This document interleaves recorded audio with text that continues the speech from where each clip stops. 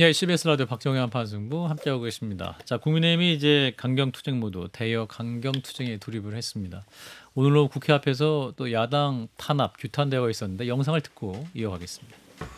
국민들의 손발이 묶여도 말 한마디 못하면서 안에서는 정치 보복의 도끼를 휘둘러대고 있습니다.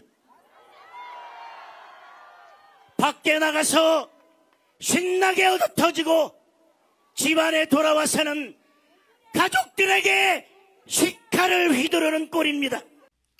예, 자 장동혁 국민의힘 당대표의 오늘 투쟁 현장에서의 말이었는데요. 정치 보복의 도끼, 가족들에게 식칼 휘두르듯이 지금 탄압하고 있다. 아니 얼마 전에 마늘 쑥 드시고 좀 온순해지신 것 같더니 갑자기 너무 날카로워지셔가지고 네. 국산 마늘이 아니었나 봐요. 국산 마늘이 아니라 동굴에 있는 마늘이 아니었던 거예요. 대통령실 가가지고 대통령하고 회담을 했던 건가 싶을 정도로 지금 날이 굉장히 섰는데 물론 이제 명분은 뭐 여당이 협상도 깨고 또 야당을 상대로 이제 특검의 칼날 이걸 이제 계속 들이대는 거 아니냐 뭐 이런 건데 아니 뭐 어느 정도 이해합니다. 야당이 뭐 그렇지 않으면 지금 자기 방어가 안 되잖아요. 근데 문제는 여론이 저걸 어떻게 볼까를 한편으로는 생각해야 되는데 여론은 여전히 굉장히 국민의힘에 대해 싸늘합니다. 이게 내란 정당이라는 프레임이 여당이 국민의힘을 공격하기 위한 그런 어떤 정치적 수사로 동원되는 게 아니고 내부에서 재생산을 해요. 내란 정당이라는 프레임을. 아니 송원석 원내대표가 아니 노상원 수첩. 네, 노상원 수첩. 그것 때문에 내 죽을 뻔했다. 정청래 대표가 이렇게 얘기하니까 죽었으면 좋았을 걸 이렇게 얘기한 거잖아요. 그거는 그 행위에 동조하는 거지 않습니까? 그게 실행되지 않아서 매우 아쉽다 이런 표현이지 않습니까? 누가 봐도 그건 내란 동조 행위고 동료 의원한테 해서는 안 될 얘기를 하는 건데다가 뭐 윤호개인 이런 게 공공연히 여전히 뭐 그 최고위원 중에 한번 최고위원회 적상해서 윤석열 김건희 석방하라 그러고 또 송원석 대표의 그런 생각하는 사람 많다고 또 동조하는 최고위원도 있고 그러니까 여당은 아니죠. 어쨌든 특검의 수사나 이런 게 좀 다소는 좀 과하다 이렇게 보여도 결국 이제 여론의 반응을 보면 국민의힘 내부에서 스스로 내란 정당 프레임을 강화시키는 이런 기제가 계속 이제 반복이 되니까 거기서 못 벗어나는 것 같아요. 그렇군요. 설득력이 없어요, 별로. 장동혁 대표가 토하는 저런 열변이 설득력이 없습니다. 근데 이제 장동혁 대표가 이제 이재명 대통령을 만나고 온 다음에 생각보다 투쟁 못한다고 해서 당연히 불만이 많았던 것 같아요. 그래서 또 그 여론을 듣고 갑자기 또 투쟁의 강도 높이시는 게 아닌가라는 해석도 있는데 이재용 의원님. 근데 어쨌든 간 오늘은 명분을 여당이 제공했으니까. 그래서 식칼 도끼 얘기 할 만 했습니까? 뭐 단어 선택에 대해서는 그거는 장 대표한테 맡겨놓고. 알겠습니다. 근데 오늘 지금 투쟁할 수밖에 없는 그 환경을 만들어준 거는 여당이죠. 그리고 지난번에 3자 회담 또 얘기를 말씀드리지만 분위기는 좋았는데 바로 다음 날 24시간도 안 돼서 정청래 대표의 또 그 아주 날카롭고 무서운 그런 또 말들이 있었고 대표 발언이 있었고 정당 해산 관련 얘기도 있었고 그렇죠. 그리고 나서 어제 이 합의를 깬 거는 뭐 어쩔 수 없이 이건 여당이 원인을 제공했다. 그거는 많은 분들이 좀 인정을 하실 수밖에 없을 것 같아요. 김지섭 의원님 아까 당대표 연설하는 장면에 그 현장에 계셨어요? 국회에는 있었습니다. 계단에 안 나가셨습니까? 아니 먼 발치로 지켜봤습니다. 먼 발치로 거리두기 하시네. 적절한 대답이었어요. 그렇지는 않고 마음으로 응원하고 있었는데. 마음으로 응원하고 있다. 근데 저는 사실 장외 집회라든지 이런 거를 원래도 별로 안 좋아하기도 하고 그게 그 국민의힘한테 잘 안 어울린다고 생각해요. 그러니까 과거 우리가 이제 민주화 이후에 보수 정당의 대통령 그리고 우리 당이 여당으로서 그리고 또 내지는 야당이어도 뭐 괜찮은 평가를 받을 때를 보면 저렇게 투쟁 잘한다고 우리가 인정받지는 않았거든요. 그러니까 보통 그건 이제 민주당의 영역이었고 우리는 그런 거보다는 좀 뭔가 그래도 뭐 경제, 뭐 외교, 안보 이런 문제에 있어서의 유능함 같은 걸로 저놈들이 좀 못마땅하지만 그건 잘해. 이런 걸로 우리가 인정을 받았지 언제부터 잘 싸우는 걸로 인정받지는 않았거든요. 그래서 저는 뭐 어려서부터 늘 이제 보수정당을 지지해봤던 한 명의 유권자로서도 저런 모습이 낯설기도 해요. 그러니까 저런다고 제가 정치를 하지 않았다면 유권자였으면 저런 국민의힘을 모습을 보고 유권자인 나는 찍었을까? 뭐 이런 생각을 하게 됩니다. 박 실장님? 일단 기술적으로 얘기한다면 예. 장동혁 대표가 장외 집회에서 마이크를 잡을 때는 컨설팅을 좀 받았으면 해요. 아, 컨설팅 어떻게 했죠? 일단 국문과 해주세요. 인상이나 말투, 뭐 표정, 손짓 다 비호감이에요. 아, 그래요. 그러니까 뭐 투쟁하는 모습이 같지가 않고 이런 비유를 하면 욕을 먹을 것 같긴 한데. 예, 해주세요. 일단 어디 산속 기도원에서 뭐 얘기하는 듯한 느낌? 아, 부흥사 느낌. 그렇죠. 그런 느낌이 좀 있어요. 그러니까 뭔가 투쟁한다는 느낌은 진지해 보이진 않고 일단 뭔가 화만 났구나. 투쟁에는 힘이 실려야 되잖아요. 예. 힘이 안 실리고 거친 면만 부각이 된다는 거죠. 예. 일단 제 인상으로 볼 때는. 예. 그러면 국민의힘 어떤 아스팔트 지지층들 뭐 예를 들어 몇십만 정도에게는 어떻게 어필될지 모르지만 앞서 이제 중도의 민심을 얻겠다고 하는 데는 일단 저 표정은 반감을 갖기가 쉽습니다. 전당대회 때도 마찬가지였잖아요. 예. 전당대회 때는 사실은 그 지지층들의 소구에서 됐지만 본인이 계속 중도의 마음을 얻겠다, 확장해야겠다고 하는데 저 표정과 목소리, 톤 여러 가지가 안 맞기 때문에 비싼 데 가서 컨설팅을 좀 받으셔라. 일단 기술적으로 그렇게 말씀을 드리고 예. 두 번째는 본질적으로 예. 박은석 의원님 말씀하셨지만 예. 민주당이 잘못한 거 지금 있죠. 특히 어제 같은 사건은 민주당의 실책이 있죠, 분명히. 근데 저런 투쟁이 안 먹히는 게 내란과 절연하지 않았기 때문이에요. 저는 그런 면에서 지난번에 정청래 대표의 교섭단 재편설 과다 이런 지적도 있었지만 메시지 자체로는 맞다. 국민의힘이 어느 정도 올라면 내란과 절연을 분명해라. 전환길과 선을 끊고 내란 세력과 절연을 분명해야 되는데 그렇지 않고 있기 때문에 예. 국민의힘이 뭔 얘기를 하든 잘 안 먹히는 거죠. 너흰 더하잖아. 이렇게 되거든요. 예. 네. 자, 이런 가운데 이제 장동혁 대표가 이제 저를 최악으로 한 한동훈 전 대표 어떻게 함께 정치하겠냐라고 했지만 또 지방선거를 위해서 친한계 품을 수도 있겠다. 뭐 이런 얘기도 나오거든요. 1도씩 이동하겠다 뭐 이런 얘기도 하고. 박 의원님 보시기에는 아닙니다. 1도씩 이동하겠다는 표현은 제 표현인데 다 장동혁 대표가 하신 걸로 오해하고 있더라고요. 아, 정정 김재섭이 한 표현입니다. 그건 제가 예전에 어느 방송에서 먼저 했는데 제가 더 먼저 했을걸요? 저 지난주 알겠어요. 지난주에 자, 1도씩 양보해 주세요. 예, 어쨌든 지난주 자꾸 저작권을 주장하시죠. 예. 이런 건 집착하는 스타일 따져보시죠. 아니신데. 예, 아무튼 그래가지고 저도 8월에 했어요. 전 재작년에. 자, 박 의원님 정리해 주세요. 저는 약간 위태로운 줄타기처럼 보여요. 장동혁 대표의 그 당선은 됐지만 당 대표로 당내 기반이랄까 이게 이제 튼튼한 대표는 아니고 정치적 경륜 측면에서도 뭐 다선들도 많은데 네. 이제 좀 0.5선밖에 안 됐기 때문에 부족하잖아요. 근데 그렇다 보니까는 이제 이런저런 의견들에 신경을 많이 쓰는 거죠. 네. 그러니까 지난번에 허민 문화일보 논설위원인가요? 그분이 통화했는데 네. 조경태도 한동훈도 다 품고 네. 크게 간대더라 이 얘기가 나왔어요. 문화일보 나오고 나서 난리가 났잖아요. 맞아요. 그러니까 그 다음에 연합뉴스 인터뷰 해가지고 한동훈이랑 정치 같이 못한다. 그리고 이제 뭐 패널 인증제, 예. 뭐 제명 이런 얘기까지 나왔어요. 맞아요. 그랬다가 이게 또 조금 너무 나갔다 싶으니까 예. 다시 또 좀 튜닝을 하고. 그죠.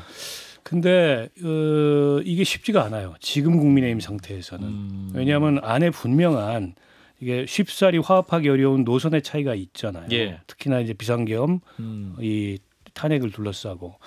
그러면 당 대표는 뭐가 역사와 국민 앞에 이제 국민의힘이 신뢰를 회복하고 이제 이 수권 정당으로서 맞는 길이냐 이걸 고민해서 전략적으로 선택을 해야 돼요. 그러니까 당 대표 하면서 모두에게 박수 받을 수 없어요. 그렇죠. 어느 한쪽에게는 욕을 먹고 어느 한쪽에게는 뭐 적대적인 증오의 대상이 될 수도 있습니다. 근데 예. 지금 왼쪽 풀 오른쪽 풀 다 뜯고 싶은데 그게 되냐고요. 저러다가 이제 좌초할 수가 있어요. 지지율 안 오르고 연말 돼가지고 이제 당 수사로 숙대밭되고 이래가지고 지방선거 치르니 못 치르니 이런 얘기 나오면 어떻게 버텨요. 국민의힘에 임기 지킨 당 대표가 거의 없어요. 1년 넘게 간 당 대표도 거의 없어요. 예. 황우여 대표 계십니다. 그걸 기억해야 돼요. 그걸 기억해야 돼. 때문에 지금은 당내에서 뭐 이쪽이 시끄러우면은 거기 조금 이렇게 또 부응했다. 저쪽이 시끄러우면 저기 그렇게 줄타기 하면 안 된다는 장동혁 거죠. 위험하다. 장동혁 줄타기 위험하다. 자, 우리 미인증 패널인 이재용 의원님. 거기 나왔나? 이정호님도 미인증이에요? 네. 그 명단은 없었죠, 근데. 명단을 못 봤어요. 제가 봤는데 포스터에는 없었던 것 같아요. 없었어요? 네. 오, 김재섭 모든 의원은 방송에서 확실히 제가 있고. 나갈 때마다 그죠. 도움을 더 세게 해주세요. 그래서 그거 올라갈 수 있게. 일을 제대로 안 하신 거 아니에요? 그러니까 한번 논란을 지금. 일으키셔야 돼요. 아니 박성태 시장이 반박을 제대로 하셨어야지 그 지금. 아니 장동혁 대표는 예. 근데 이게 정치인이라는 게 특히 리더는 예. 평가받을 수 있는 게 냉정하게 보면 딱 하나잖아요. 선거잖아요. 예. 이기냐 지냐 이거 끝이에요. 근데 지금 장동혁 대표 앞에는 보궐선거 말고 남아있는 거는 제일 큰 건 지방선거 아닙니까? 6월. 네, 6월. 그럼 내년 6월이면 이제 바로 코앞입니다. 예. 불과 몇 개월 있으면 이제 공천이 시작이 될 거고 아하. 우리 서울 같은 경우에는 지금 시당위원장을 지금 뽑고 있는 게 굉장히 핫해요. 네, 그러니까 다 지방선거 때문에 이게 모든 것이 굴러가기 시작했는데 여기서 당대표로서 내가 어떻게 해야지 이기지라는 생각을 하면 답은 뻔해요. 그 본인이 얘기했던 거에 나와 있습니다. 본인이 뭐라고 얘기했느냐. 저는 뭐 거대 여당이고 힘은 없는 야당이지만 우리 국민을 바라보면서 하겠다 이 얘기를 했어요. 그거는 국민을 선택하겠다고 얘기를 한 거거든요. 예. 근데 왜 지금 지금 보이는 모습은 갈짓자인지에 대한 우려는 좀 있습니다. 근데 그게 뭐 변하려고 하다 보니까 이게 쉽게 안 돼서 하루아침 만에 안 돼서 그게 조금 오는 건지는 모르겠는데 답은 나와 있다고 생각해요. 그걸 본인이 스스로 잘 알고 있을 거라고 생각합니다. 앞서 뭐 왼쪽으로 1도씩은 8월에 한 분이 장동혁 대표랑 통화하는데 그 얘기를 했다고 그러더라고요. 1도씩 움직이겠다. 그거 어떻게 장동혁 대표가 사실 이건 직접 한 말인데 김재섭 의원이 비유적으로 한 표현이 정확히 맞았어요. 네. 제가 8월에 들었는데. 아니 근데 지금 한 10개월 남았는데 1도씩 하다 보면 제자리로 올 수도 있는 거 아니에요? 그래서 360도 돌면 제자리니까 그럼 안 되지. 180도 정도 돈다 모르는데. 근데 어느 정도의 유연성은 받아들일 수가 있겠는데. 예. 너무 갈짓자예요 말씀하신 대로. 그러니까 무지개라면 빨주노 초 파남보에서 빨주노에서 왔다 갔다 하는 거 그럴 수 있는데 뭐 자외선과 적외선 사이를 왔다 갔다 하니까 이거는 너무 간격이 크죠. 근데 자외선일 때 한 얘기들이 유권자들의 다 뇌리에 남아요. 그때는 필요해서 했겠지만 다 남기 때문에 지금 장동혁 대표가 제일 아마 거두고 싶은 말은 계엄에도 하나님의 계획이 있다. 3.1절 집회에서 한 말입니다. 이거 계속 남을 겁니다. 그럼 그 말을 희석시키거나 그때는 제가 좀 욱해서 했어요라고 하려면 좀 어느 정도 전략적으로 스탠스를 쭉 가야 되거든요. 중도 쪽으로. 그런데 지난번 연합뉴스 인터뷰나 패널 인증자 한다. 패널 인증자는 딱 꽂히잖아요. 그러면 이분은 역시 계속 약간 입틀막에 내란 속에 계시는구나. 이런 인식을 주죠. 그러면 선거에서 불리하죠. 그러니까 이재용 의원님 말씀대로 국민을 바라봐야 되는데 틈틈이 전환기를 바라보니까 지금 이런 일이 생기는 것 같아요. 근데 저 그 패널 인증제인가 그거 하는 거를 그 어디서 뭐 인터넷에서 이렇게 명단을 만들어서 했더니 그건 뭐 장동혁 대표가 만든 게 아니라 그냥 그 뭐 유튜버들이 만들어서 괴문서. 그래서 장동혁 대표가 정말로 선거에 이길 생각이면 그 오히려 전환기 씨 같은 거 그 분들을 미인증으로 하고 그런 반전이 있을 수도 있다. 그 예를 들면 뭐 좀 이렇게 중도 지향적인 분들 한테 인증을 줄 수도 있는 거 아닙니까 오히려. 의원님이 그 장동혁 대표도 전환기 씨 버린 것 같다라고 말씀하셨잖아요. 네. 그 지금 전환기 씨는 미국에 있는데 망명 뭐 이렇게 권유도 받는다고 그러는데 망명에 대한 입장 어떠십니까? 저는 망명인지 망령인지 사실 잘 모르겠습니다. 그 망령이다. 네, 그러니까 윤어게인 망령에 좀 그 휩싸인 분이라서. 예. 뭐 망명보다는 저는 망령이라고 더 생각하는데 그러니까 사실 제 입장에서는 예. 이게 뭔가 뭐 전환기 씨에 대한 질문 같은 것들이 이제 들어오긴 하는데 사실 대답하는 것도 좀 그래요. 이게 제 표현에 따르면 그냥 먹이를 자꾸 주니까 그 이 부정선거 윤어게인 앵무새들이 자꾸 그 활개를 치는 거 아닙니까? 그 대표적인 인물이 전환기 씨라는 분이고요. 그래서 이런 관심조차 주면 안 된다. 저는 그 생각이고 그 본인이 어떤 망령에 휩싸여서 망명이라고 생각하는지는 제가 잘 모르겠지만 그냥 그 유튜버로서 잘 지내셨으면 좋겠어요. 너무 이렇게 우리 당 들었다 놨다 어차피 되지도 않고요. 헛꿈 꾸지 마시고 그냥 유튜버로서 잘 지내셨으면 좋겠다. 안부 전합니다. 안부 인사까지. 자, 권성동 의원 체포동의안 이제 가결이 됐습니다. 177표 중에 가가 173, 부 1표, 기권 1표, 무효 2표인데 아무래도 반대 1표가 누구냐? 알 수 없죠. 뭐 무기명 비밀 투표에서 그걸 어떻게 추정을 할 수가 있겠어요. 근데 이제 권성동 의원은 아니라는 게 증명이 됐고 본인이 가라고 한 본인이 거 해가지고 집어넣었잖아요. 그래서 권성동 의원은 어쨌든 언행은 일치한다. 뭐 그런 점은 평가하고요. 뭐 알 수 없죠. 그러나 이제 그 추정해 보자면 당시에 소위 말하는 민주당 계열의 야당만 있었던 건 아니에요. 보수 정당 계열의 야당도 있었어요. 그래서 많은 분들이 그쪽에서 나온 거 아니냐. 근데 그것도 정확하게 알 수 없습니다. 이준석, 천하람, 이주영 뭐 그런 그 사람들 그런 추정들이 많이 나오는데 아닐 수도 있어요. 세 분이 그랬을 것 같지 않고. 아닐 수도 있어요. 이게 진짜 모릅니다. 국회 표결이라는 거는. 예. 게다가 뭐 무효표 이런 거는 진짜 잘못 점 찍어가지고 가 쓰고 점 찍으면 무효돼요. 그렇게 나오는 경우들도 있기 때문에 뭐 그럴 가능성도 있어서 모르죠. 어찌됐건 통과됐고 16일인가요? 지금 맞아요. 영장 실질입니다. 권성동 의원은 뭐 자기는 깨끗하다 이렇게 혐의 부인하고 자신 있어 하시지만 그 공여자가 불법 정치자금 공여자가 불법 정치자금 공여 혐의로 구속이 됐어요. 그러니까 본인이 구속이 되면서까지 한 진술은 신빙성이 있다고 보통 보거든요. 때문에 쉽지 않을 것 같다. 그걸 부인하면. 뭐 저도 거기에 대해서 이제 입장을 그 당의 입장, 권성동 의원의 입장을 좀 전해드리면 이게 보통 뇌물 사건 같은 경우에는 공여자는 무조건 줬다 그러고 받은 사람은 안 받았다고 주장하는 게 늘 뇌물 사건의 일정한 패턴이거든요. 예. 그러다 보니까 이제 진술의 일관성이라든지 그 밖에 정황 증거들을 뒷받침을 하는 것이 있어야 보통 이제 구속까지 가고 하는데, 예. 그러니까 뭐 얘기를 이래저래 들어보니 그쪽이랑 그래 대지를 좀 해달라고 했던 것 같아요. 권성동 의원이. 왜냐하면 반증을 이거저걸 했대요. 그러니까 이런 뭐 그 들고 나왔던 봉투가 뭐 사이즈랑 이런 게 안 맞고 뭐 이런 이거 말씀들을 좀 하시면서 대지를 했는데 그걸 거절했다고 하더라고요. 통일교 측에서? 아니요. 윤 전 본부장? 특검 측에서. 특검에서 그걸 막았다 하더라고요. 그래서 아니 적어도 진술을 맞춰보고 뭐 영장을 치든 뭐든 해야 되는 거 아니냐 뭐 이렇게 주장을 좀 하죠. 근데 그 사실관계 저희가 모르죠. 알 수 없죠. 예. 근데 적어도 제가 당 전체 저도 마찬가지지만 권성동한테 굉장히 고마웠던 것은 어제 의원총회 비공개 의원총회에서 그런 말씀을 하셨어요. 그 개인적인 의리 생각하지 말고 그냥 찬성 표결하시고 이렇게 얘기를 했었는데 그 뒤에 했던 얘기가 이제 언론에는 안 나왔는데 그렇게 말씀하셨어요 어제.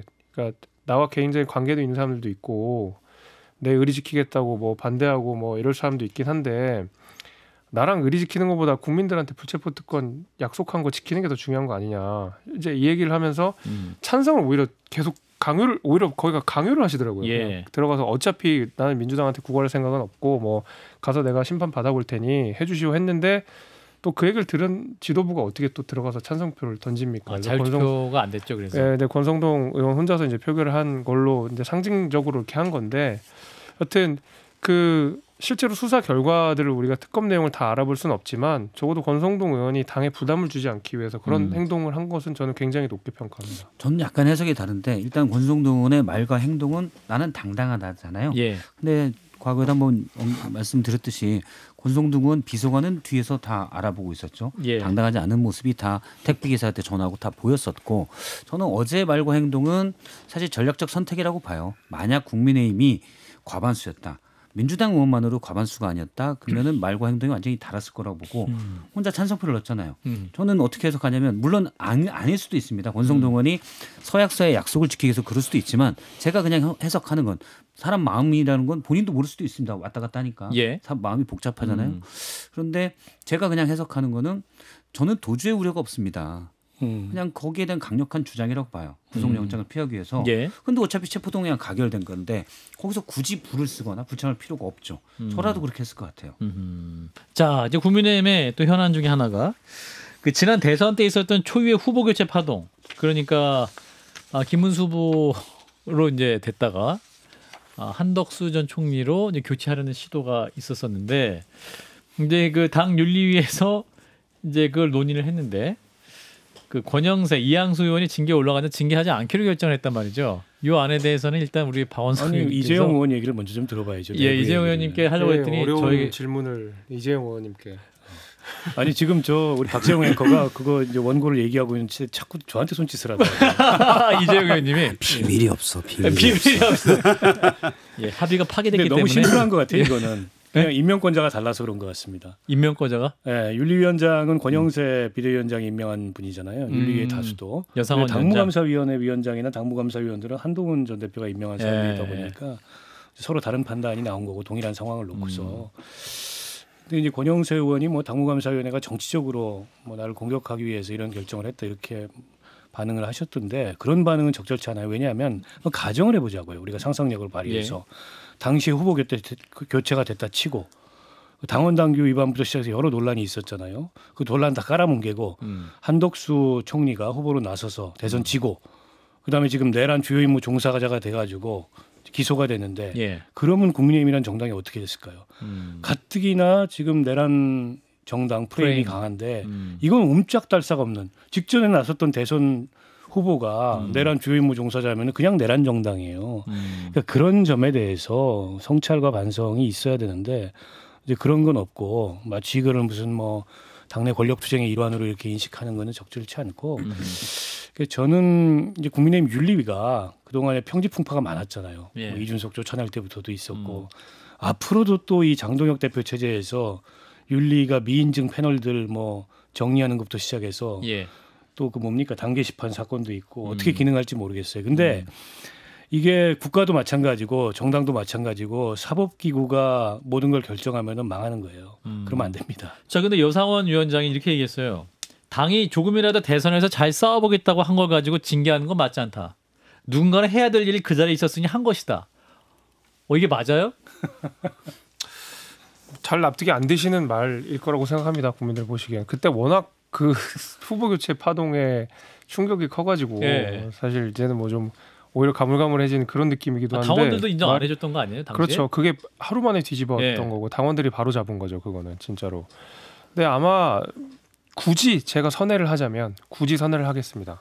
그러니까 이게 만약에 무죄를 판단한 이유는 아마 어떤 절차상의 문제, 절차상의 하자가 없었다라는 아주 법리적이고 기술적인 이유를 들었을 것 같다는 생각은 들어요. 예. 왜냐하면 제가 그 후보 교체를 해 있었던 날 그때 제가 조직부총장이었는데 후보 교체가 있고 나서 바로 제가 사퇴를 하고 나왔거든요.